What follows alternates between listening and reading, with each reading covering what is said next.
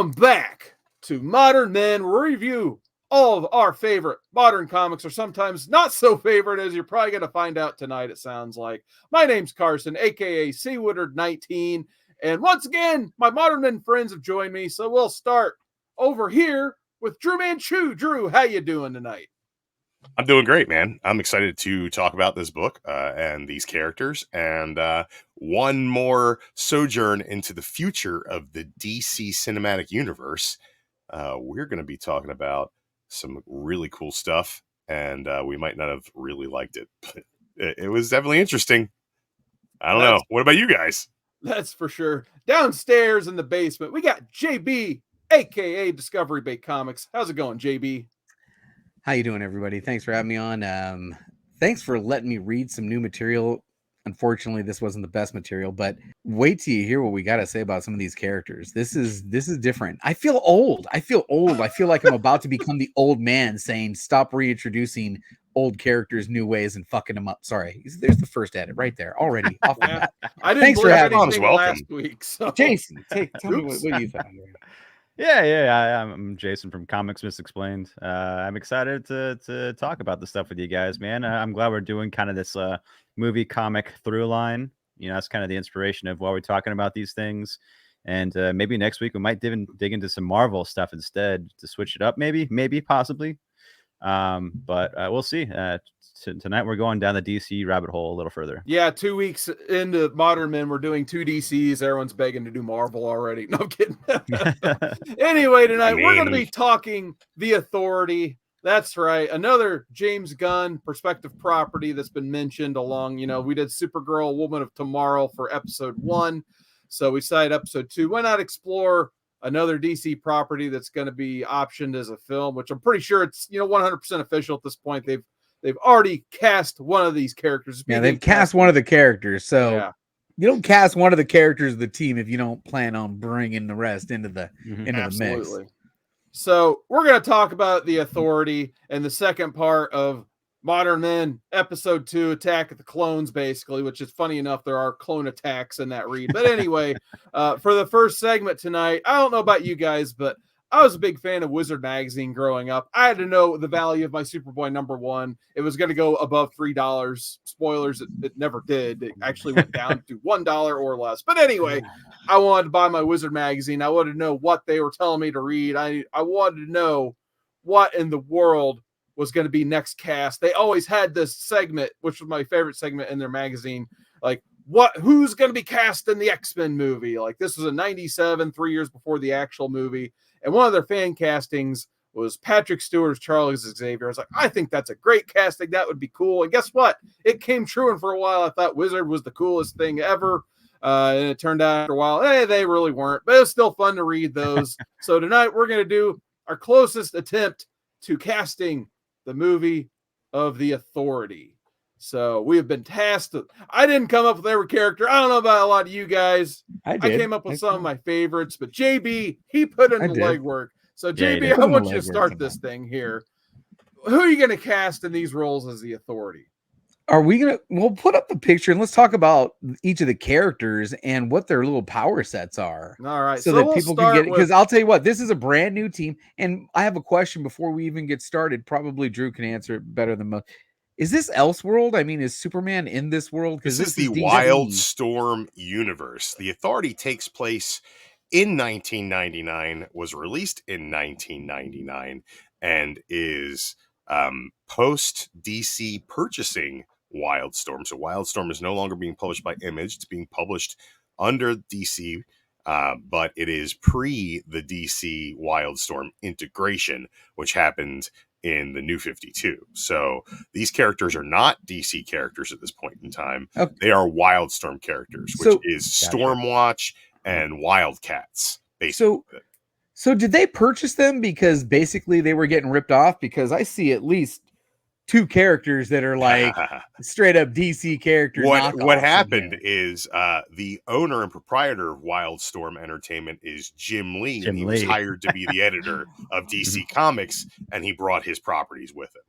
Oh, okay. They basically bought Jim Lee. Now, the thing about these characters that you're seeing here in the Authority, and I just actually learned this doing a little bit of research myself because I didn't read Stormwatch, but at a certain point, the writer Warren Ellis, who wrote the Authority, took over Stormwatch. And what he did was he created a bunch of new characters and then slowly killed off all the characters that weren't his. And all of his characters are now the Authority. Very cool. All right, so let's go over the cast if you want to put up a little graphic. All right. Well, I'm going to start with, when I think of Authority and, what I've heard, because I think this is all of our first time reading the Authority, if I'm not mistaken. So when I think and have heard of the Authority, I think of the main two characters, at least of what I thought was going to be the main two characters. Triple H and Stephanie McMahon. That's right. The Authority. I knew it was coming. We had to have our 2010s WWE reference when it was creative low, where it's just like, let's have Triple H and Stephanie McMahon ruin everybody's day. I love it. But we're talking about Apollo and Midnighter. So we're going to start with Apollo here. So, JB, why don't you tell us a little bit what you thought about the character of Apollo as I see a dog's tail wagging in the corner there. Yeah, I'm going to let him out of the room. Well, again, real quick, Kirk, can you go to that team shot? I wanted to kind of go over each of the characters real quick. So this is the team shot of the Authority, which is, man, there's a lot of knockoffs, in my opinion, of some DC characters. Let me go over them one at a time. And you wanted to start with Apollo, and that's a great place to start because this is Superman. This is this guy in the white with the blonde locks, considered a bioengineered human. He's straight up Superman to the point that he needs a yellow sun to power him. And we'll talk about that when we get into the story arc. But he is a straight up knockoff of Superman. And then right below him, you're like, hey, that guy kind of looks like Batman. Yeah, Midnighter is a straight up knockoff of Batman with his regards to his look. I mean, he's even got the little, on his forearm, those, how Batman has those little things on his forearm. This is a knockoff of Batman. You have Apollo and Midnighter, but the whole team really started with this girl. You can barely see her down there. She's right next to Midnighter. She's Jenny Sparks, and she's a British woman, and she controls the power of electricity, right? So now we've got 3 team members. Jenny Sparks is doing electricity. Midnighter is Batman. Apollo is Superman. The lady with the wings, her name is Swift, and she's a Tibetan woman, and she's got, the wings, and then she's got like these talons on her feet. So she's all right. Then they got this guy up here in the suit with the black suit with the white shirt. His name is Jack Hawksmoor. And I am so confused as to what his power set really is. Can someone on the panel explain to me? I can definitely explain it to you. Please, Drew, explain to me what All right. Jack Hawksmoor, his power set is. He's the Living City, right? In the black pants, in the yeah, black suit, with no nutshell, shoes, by the way, no shoes. In a nutshell, he's all powerful because of bullshit. It's just a bullshit. It's just complete and utter bullshit. It's the dumbest thing. The Living City, right? He feels what a city feels or something like that. He feels what the city feels. He has the power of the city. The power of the city, the more powerful the city, the more powerful he is. If you were in a seaside hamlet, guess what? He's shit out of luck. That's not a fucking city. I was going to say, if he's in Cleveland, he smells like shit. Yeah. It's literally the dumbest idea. All right, we got 2 more on there. Two more on back there. to the graphic. JB, you forgot to say that the one looks like Hot Girl. So the silver lady in the middle, she's very, very interesting. Her name is Angela, but she's also known as the Engineer.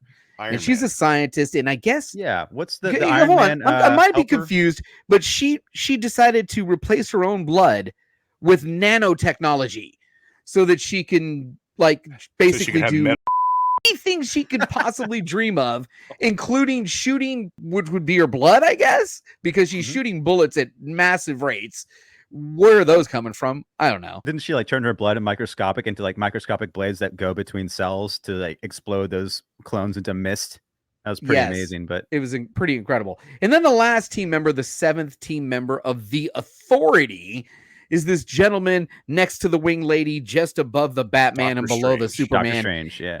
And he's Doctor Strange, but a little Dr. bit Dre. different. This guy is he's more basically like a drug Brother addict. Voodoo. Yeah, he's a drug addict who is become a shaman, but he's not just a shaman. He has the combined powers of every shaman that's ever roamed the planet since the beginning of freaking time. The Council of Okay, Shamans. he has the combined powers of every shaman that's ever walked the planet from the beginning of time. All right, it's like so if now, the Sorcerer Supreme Doctor Strange gained the power and knowledge and memories of the previous Doctor Strange or all of them before. You know, it's like passing on that lineage and information every time. But I think that is the cool part of the character is like he's like a homeless heroin addict and then gets that power. It's like, oh, well, that's kind of interesting. But I guess and kind of edgy, I guess, but whatever. But now, the reason we're even talking about this, everybody who's watching, if you're tuning in, you're going, why the fuck do you care about the Authority? Well, a member of this has been cast. Can you put that picture up? Oh, yeah. We got the engineer. Oh, hell yeah. Already have a cast member, actor Maria Gabriela Della Faria from The Deadly Class and Animal Control has joined the cast of Superman Legacy as, wait a minute, villain? Angela?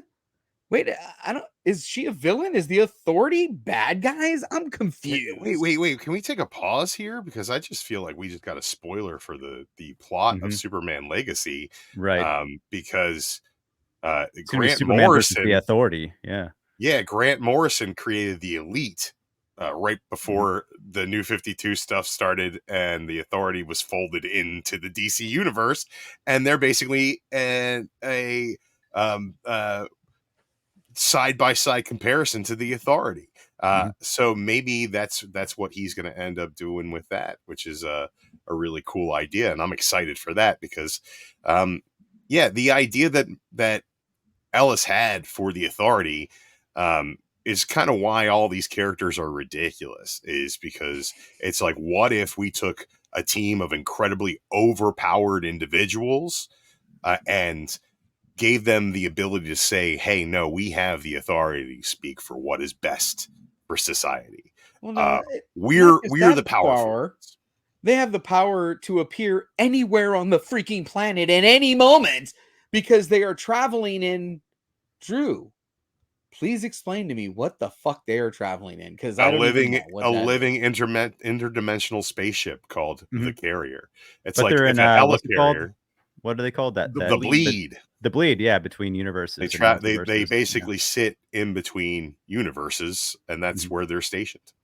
And there have been world wars between these universes. I mean, I think I've counted up the last reference I heard was 9.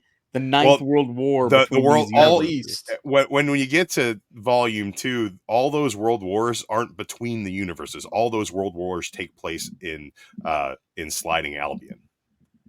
All of them there. Yeah. That's. I mean, the last World War was when Horned Thanos turned China into a camp. I'm sorry, camp one. Yeah, that was camp. I didn't read that far. He's checking the things off right now. Are we gonna hit? Time to cut this out. Cut this. Can't have that in there. We gotta make sure we edit that out. Yeah, sorry, YouTube. This is gonna be a tough one. This is gonna be a tough one. 16 minutes and 26 seconds. We're gonna talk some casting here. We're gonna cast this movie. So the reason why we're doing this video is that he's already casted a member of this team, which makes us all think he's gonna cast the rest of the team. So let us show you who we think, or at least who I think, is going to be cast in some of these roles. Again, let's start with the first one that's already been cast. The engineer, Angela, has been cast. Actor Maria Gabriela de Faria. I'm not familiar with her work. Gentlemen, are you familiar with her work? I believe she is mainly a Venezuelan actress for my research, but I have not seen too much of her actual work now. I wonder if we're going to get her origin story or if she's just going to show up as the engineer in this film. Right. That makes sense. Probably just as the person, the human before the technology. Right. The human before the tech. Maybe we see at the end, how she gets it. All right. Who do you want to go to next? Our Superman, our Batman? Let's go to, our version of Superman, Apollo. Right. Who do you got here as Apollo? As Apollo, I don't know if you guys are familiar with Game of Thrones and the House of the Dragons. This Oh, yeah. gentleman is Okay. from the House of the Dragon, and I think he would play a perfect Apollo, which, by the way, is a Superman, straight up Superman knockoff. He needs Yellow Sun to power up. Then you Now got we his go to the Midnighter. next. The next guy is Midnighter, who is a Batman knockoff, and I don't know if you guys recognize this. This is Hangman from Maverick, Top Gun Maverick. Oh, okay. Now I recognize him. Yes, Top Gun Maverick. This is Hangman. I think he would play a perfect Midnighter. That my initial thought upon reading this was like, too bad that Well, hold on. they The way they do this is they're in four comic story arcs. We read the first 4 and we read the second 4. In the 4th issue, there's a kiss on the cheek from Apollo to Midnighter before he takes off, and I'm confused a little bit, right? I'm like, wait, what just happened? And then in issue 8, which they don't even bring it up again, it never brings up again until the 8th issue, there's a comment of you two should get a room. Yeah. What happens in issue 12, Carson? Do they do the Oh, nasty? get a What room. happens? I didn't They read get a that room. far, but They get a room. They get a room. They get by a issue room. 12. Yeah. Spoiler, JB, they're married eventually. I'm pretty sure. Yeah. You just See, I know there we go. Apollo Like I and Midnighter aged from the 100 New years reading 52. Like they exist within the DC universe at this point, and even like post Rebirth, there was an Apollo and Midnighter miniseries, and yeah, it's kind of Warren Ellis's again take on the fact that he thinks Batman and Superman, their friendship and rivalry, and the way that they look at each other and disagree and bicker, maybe they should get a room. And you know, honestly, they're great characters in the way they play off of each other. But when you initially brought up Apollo as the first person we were looking at, like kind of fan casting here, and my initial thought was, too bad that Henry Cavill isn't part of the DC universe anymore, and you know they've got him over at Marvel now apparently for some mystery role. But he in his Geralt wig from the Witcher series would look perfect as Apollo, and I think that at that Put him point, back up again on the screen, Apollo. yeah.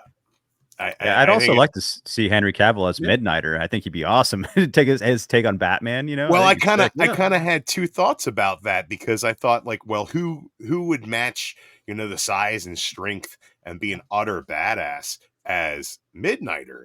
And I thought, well, Alan Richardson would be great as Midnighter. But That's the thing that I think about casting. that is, like, not only would Alan Richardson be great as Midnighter, we can't get Henry Cavill.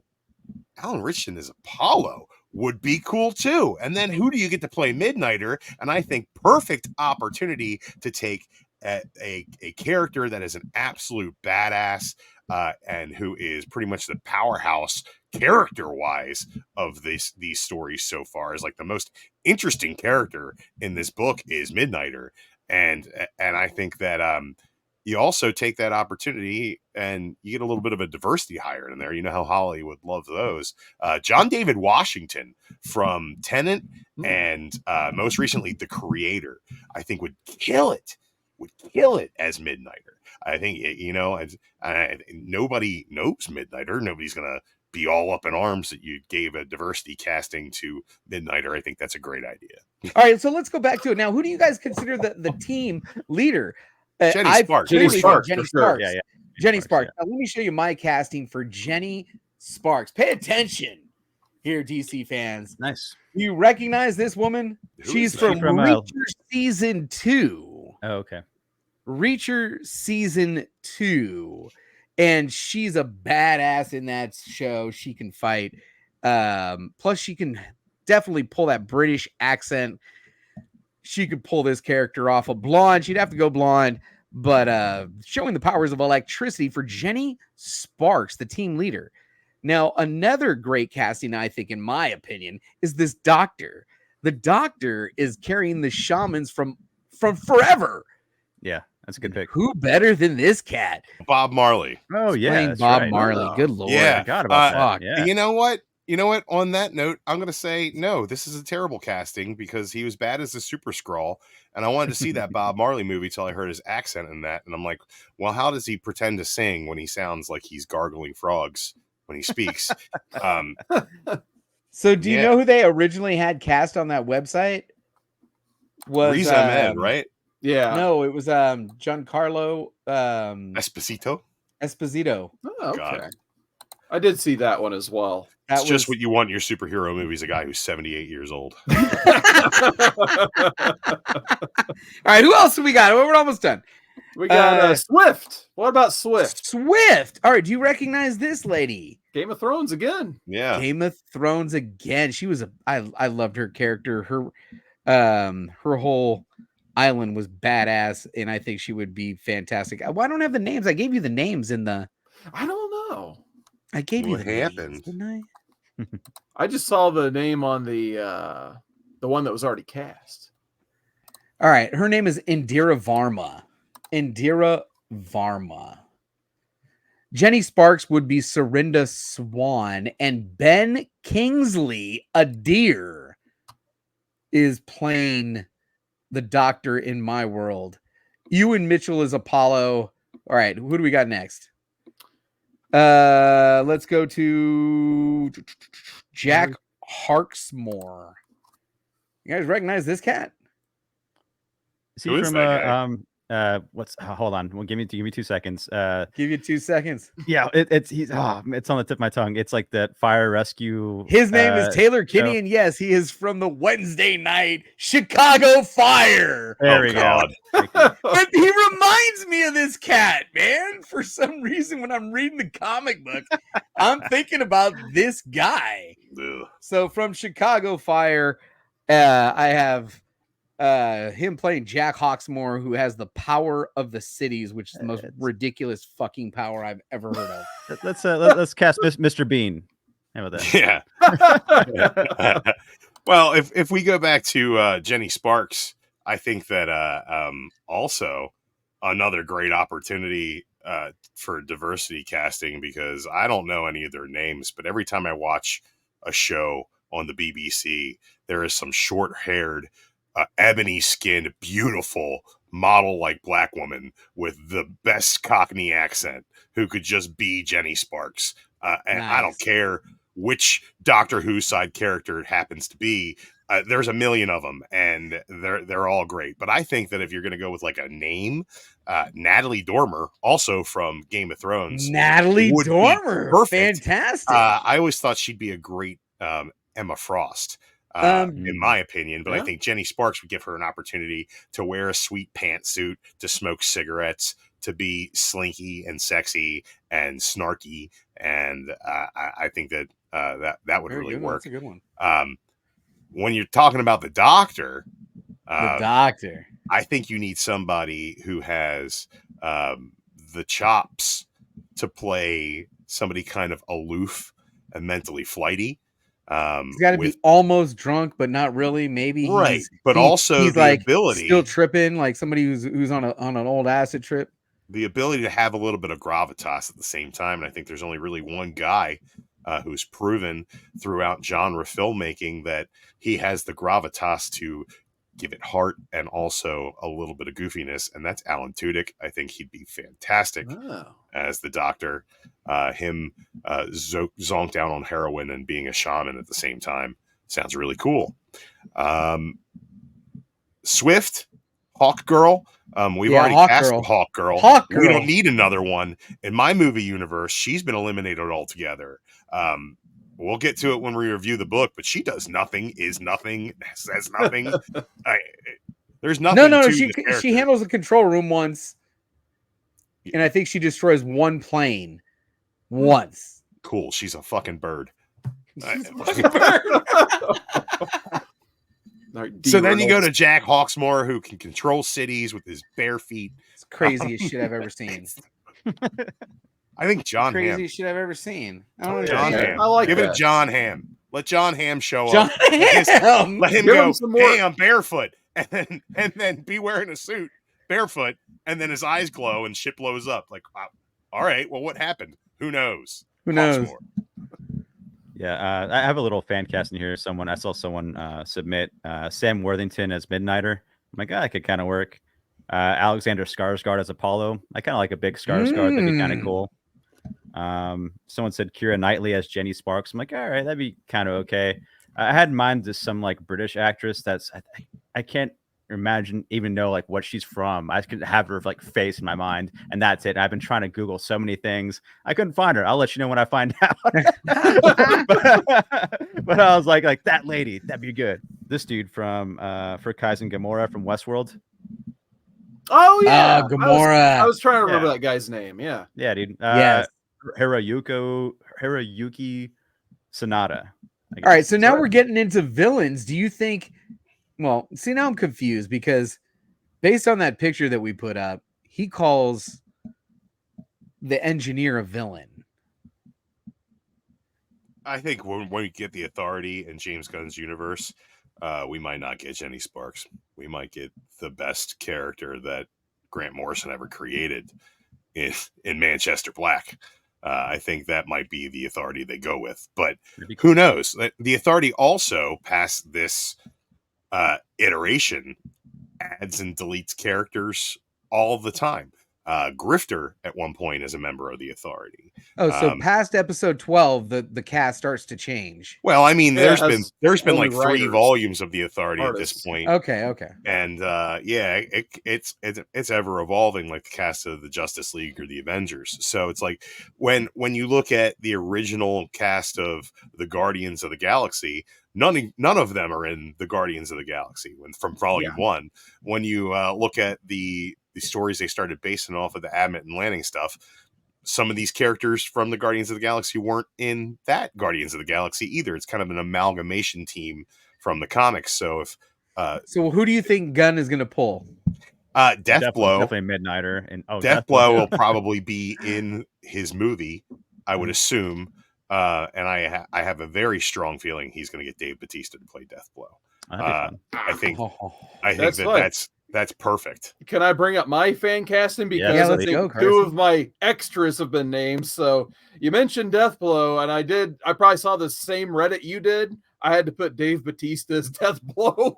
I didn't see any Reddit about that, but I mean, I immediately thought he's going to want to be in this movie. Yeah, because James Gunn, I feel like he's going to get Batista. They loved working together. The only way he would do a Marvel movie again, he said, if it was James Gunn, and that's probably not going to happen for the foreseeable future. So my original pick for Batista was going to be one of Superman's pals, Bibbo, the bar owner of Metropolis, who's a huge fan of Superman. That is actually not a bad idea either. I would love to see that, but if I can't have him as Bibbo, if that's too small of a character for people, and he wants a bigger name, I would love to see him as Deathblow, just this roided up monster with guns, who's 90s image personified. So that was one of my picks. I'm like, at least get him as Deathblow, just to get him. Danny DeVito as Bibbo. Yeah, I'm not opposed to that. That'd be great. Gotta CGI him up. Bibbo's a pretty big guy. Drew, I know you're a big fan of Grifter / Cole Cash. I had to cast him in this movie because he eventually does join. We need a little bit of star power, a little bit of names that people are actually, some of the, at least, 90s fans will recognize. And I think it'd be hilarious if they cast Channing Tatum as Grifter just to stick it to Fox Marvel. That'd be great. For putting out that Gambit movie until it just never happened. God, that's a great cast right there. Why not? I think Gambit he's going to be in Deadpool. Come on, man. He's going to be in Deadpool. He's going to get his chance to play Gambit in Deadpool, whether it be a cameo or a full scene. He's going to get 7 seconds of Gambit before he gets his head chopped off. That's a great Grifter casting, man. I like that a lot. That could be really funny. That's not a bad idea. I also would like Alan Richardson as Gambit, or not Gambit, Grifter. Grifter's basically Gambit with guns, but more serious, whereas Gambit has that swarthy kind of Cajun lover kind of vibe to him, which is kind of what Channing Tatum probably saw in that role, where he's like, I can do that. Ladies like me. Whereas Grifter's more, cover my face and go in there and kill people kind of deal. So yeah, I mean, that would definitely work. I wouldn't be mad at it. But I definitely think he'd play a better gambit than he would a Grifter. And I just thought of one more. Why James Gunn stealing his actors back from Marvel? Why not throw in Karen Gillan as Caitlin Fairchild? Because they could work in the Gen 13 characters in a Wildstorm. Oh yeah. If we can get Karen Gillan to get giant CGI Fairchild boobs, I'll sell everything I own to watch that. All right. So, All right. What about the villains? The villains. Do you think that Gunn is going to pull a villain from this series? I hope he doesn't pull the first one because he was horrible. But if he does pull the first villain from the first arc, Gamora, is the guy from Big Trouble in Little China still alive? Because Jason nailed it. He would be perfect. No, you got to get Ken Jeong from The Hangover, from Mr. Chow from The Hangover. Yeah. Or Chang from Community. There is no better Asian stereotype villain out there.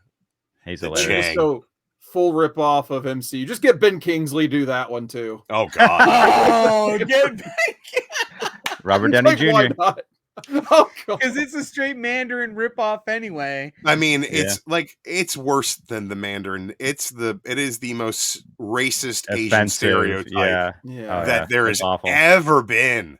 Yeah, and it was in 1999, and that's just unacceptable. Way too late. The second villain is pretty dope, man. Yeah, that's the one I would. The way he died was very interesting. The way Jack did his city thing on him, but. That guy was pretty cool until his demise. He's just Thanos with horns. Thanos with horns, though. Yeah, I mean, no problem with that. You can literally cover the horns up on the page with your fingers, and you're like, oh, look at that. It's Thanos. Look at that.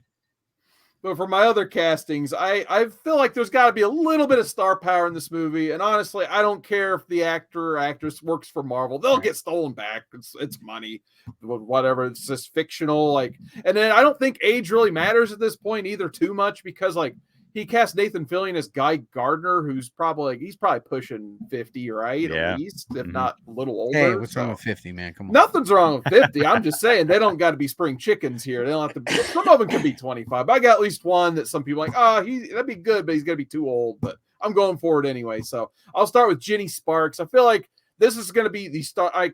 It's got to be the starring role of the first movie. I think for me, she stole the show and the story. We'll get into that here in a little bit. But it's got to be a decent actress that can hold her own amongst, an entire team cast. And she's going to be doing it soon in Thunderbolts because I'm picking Florence Pugh as my Jenny Sparks. Ooh. Okay. Everybody loves Florence Pugh. Yeah, and she can do anything. Like all of the I can't stand You her. do not? Really? No. I do not like her, right? There's a mute function on your TV. You can just watch. Yeah, I'm not a fan of Florence Pugh, but I could work. Make it work. You could see. Now, what was the original casting that they had? They had a Jodie Comer. Yeah, I'm not familiar with the actress, but I did see another YouTube video mention her. She looks the part exactly. I totally don't know. Looks the part. Yeah. That's just because she's blonde, though. Yes. I like my casting. Come on, James. I don't know how you look the part when we've only read the Brian Hitch era and all of his faces look the same. So, so for my next thing, I don't know how anybody looks like anybody.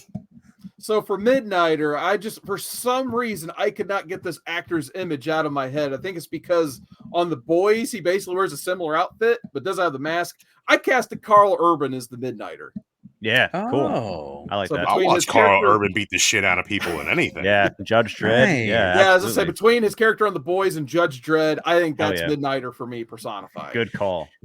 Nice. And then we were talking about Alexander Skarsgård earlier with Apollo, and I think that was all over the fan castings and stuff. I couldn't get that one out of my head either, so I just decided to stick with Alexander Skarsgård. You remember him from True Blood and Tarzan. And, can you put up Midnighter real quick on the screen again? I think Midnighter also could be played very adeptly by another Boys actor, Jeffrey Dean Morgan. He's a little bit older. He's a little bit gruffer. I heard I think that he'd be great kissing dudes and beating ass. I kind of wanted to talk about Midnighter just for a second because his power set, I know he looks like Batman, but really his power is to tell me if I'm right here, to foresee his opponent's moves. He kind of reminds me of like that Sherlock Holmes scene where Yeah. where he goes over the fight in his mind right before it happens, and then he does the exact same moves and he kicks his ass. He makes several statements during his fights that I've already gone through this a couple times and I know how this is going to end. So, I mean, I'm a little confused as to his power set. It's very similar. He's like a Taskmaster meets Wolverine because he's been genetically modified to have a healing factor, and he can pretty much mirror anybody's fighting style and match tactics.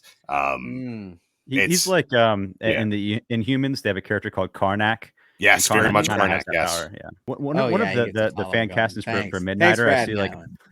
one of the fan castings I see for Midnighter a lot is Luke Evans, and I think he'd be okay. Yeah. He's too skinny though. I don't know. I feel like he's like he'd have to get really big and kind of mean. I just don't see it. You know, That's the thing with I was looking when I immediately thought when I said John David Washington, I thought, oh, but he's too small.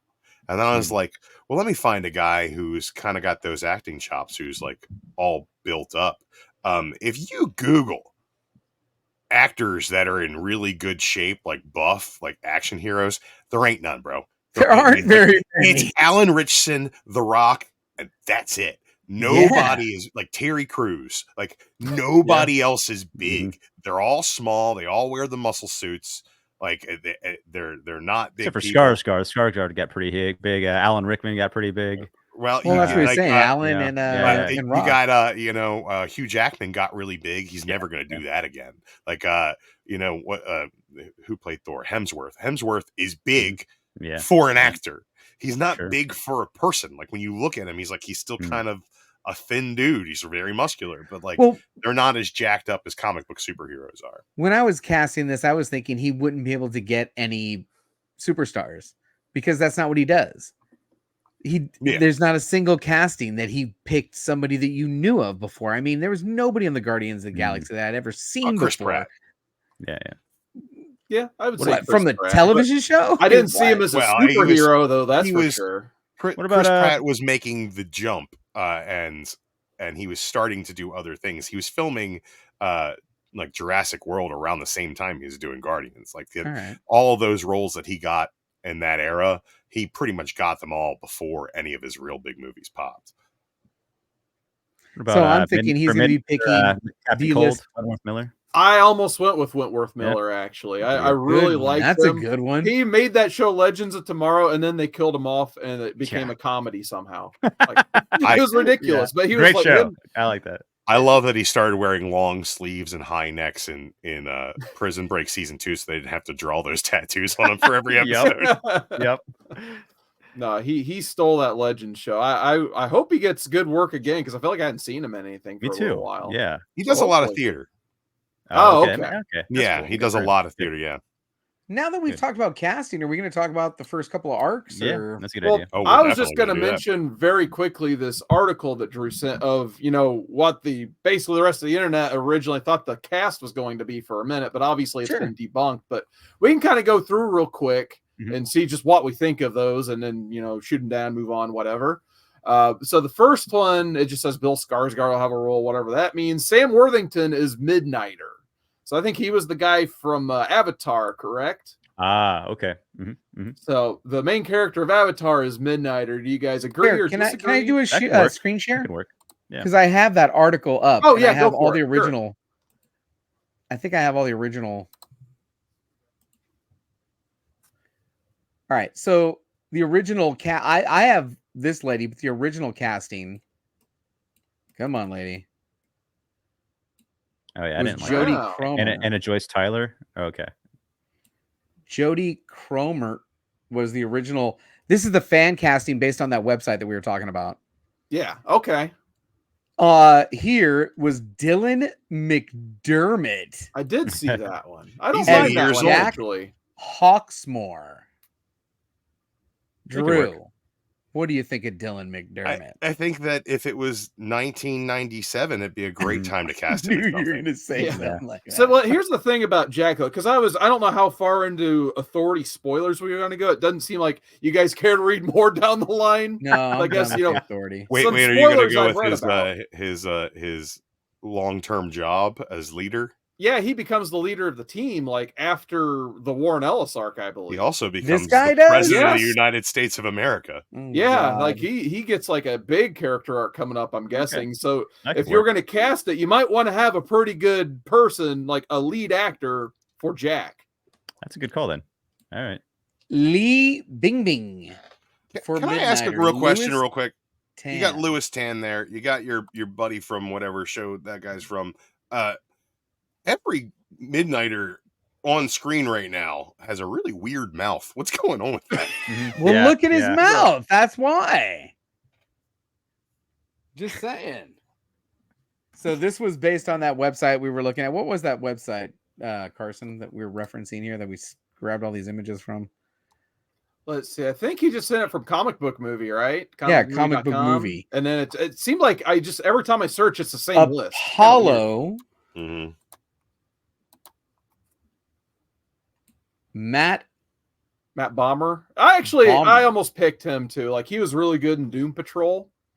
I don't know if you guys ever watched that. He was Negative Man on Invisible Doom guy. Patrol. Yeah. And he was almost cast as Superman originally before Henry Cavill got the role, I believe. So Mhm. a lot of people were really pushing for Matt Bomber or Bomer. I'm not sure how to pronounce it, but he would be a really good pick as well. Yeah, Giancarlo be a good Is pick. that the for doctor anything. or the grandpa? That's the doctor, or that's who that website has. Yeah, but is he the could be original older cast though. of He's just a shaman. Sure. And then she's already been cast. Yeah, so there's no point in really debating that one. All right, so that's our casting choices for the Authority. I guess let us know what you think in the comments below. Could you keep track of all of that? Are there some big people we missed? Let us know, because I'd be curious to see what your picks are. Who would Danny DeVito play? Who's your pick? Now, Danny DeVito is the voice of no, but of the. I'm at the comment ship. section, not you guys. Drew made a good point. We all need to just come to the realization it's not going to be 7 white people on that screen.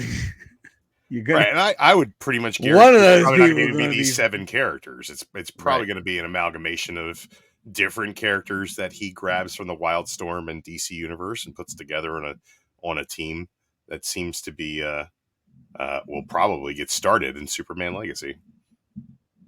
Yeah, for sure. I'm looking forward to that. But what I'm looking forward to is our review of the first and second arcs of the Authority. So